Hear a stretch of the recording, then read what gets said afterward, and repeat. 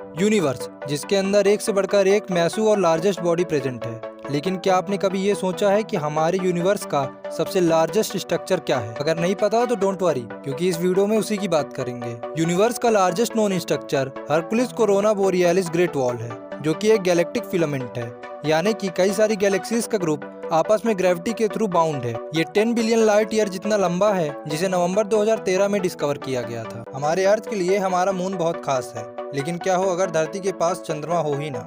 तो सबसे पहली बात, रात में और अंधेरा हो जाएगा, क्योंकि अब तो चंद्रमा है ही नहीं। मगर इससे हमें कोई फर्क नहीं पड़ता। तो फर्क पड़ता था हमें चंद्रमा के ग्रेविटेशनल फोर्स से, जिसकी वजह से अर्थ की रोटेशन स्लो थी और हर एक दिन 24 घंटे का होता था। मगर क्योंकि अब चंद्रमा नहीं रहा, तो हमारा हर एक दिन 6 से 8 घंटा जितना लंबा होगा और हमारे हर एक साल में लगभग 1100 से 1400 दिन होंगे। हमारे मिल्की वे गैलेक्सी के गैलेक्टिक सेंटर के पास एक नेबुला है, जिसे हम पिस्टल नेबुला बोलते हैं।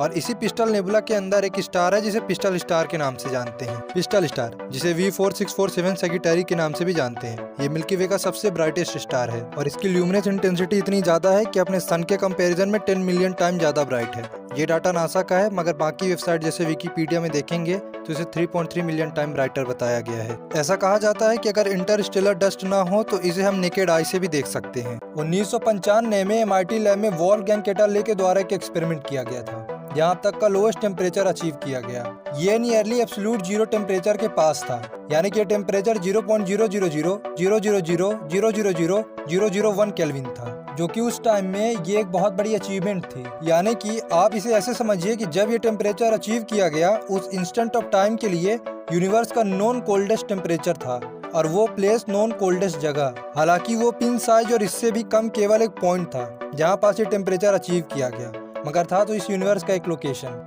अगर प्रीवियस स्टडीज की माने तो गैलेक्सी GNZ11 अब तक की सबसे दूर गैलेक्सी में से एक है जिन्हें हम डिटेक्ट कर पाए हैं। इसकी अनुमानित दूरी 13.4 बिलियन लाइट ईयर बताई जाती है, तो इसका रेड शिफ्ट अप्रॉक्स 11.09 है। रेड शिफ्ट का मतलब होता है कि decrease in frequency and increase in wavelength, यानी स्पेस में जो ऑब्जेक्ट जितना दूर होगा उससे आने वाली लाइट की फ्रीक्वेंसी घट जाती है और वेवलेंथ बढ़ जाती है, यानी कि वो लाइट रेडिश दिखने लगती है, क्योंकि रेड लाइट की सबसे कम फ्रीक्वेंसी होती है और वेवलेंथ ज्यादा होता है इसका।